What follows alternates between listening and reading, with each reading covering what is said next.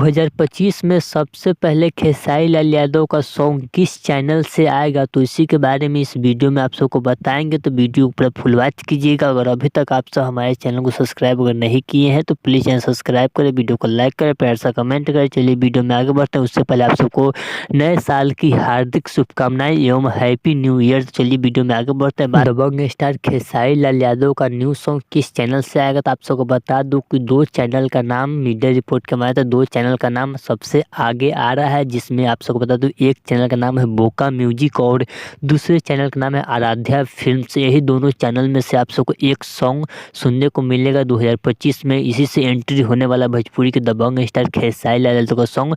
दोनों में से किसी एक चैनल से आप सबको सबसे पहले सॉन्ग सुनने को और देखने को मिलेगा, जो कि आप सबको बता दूं सॉन्ग शूट भी हो चुका है, जो कि आप सबको बोका म्यूजिक से सॉन्ग सुनने को मिलेगा, जो कि आकांक्षा पूरी उसमें आप सबको देखने को मिलेगा। कोमल सिंह आप सबको देखने को मिलेगी।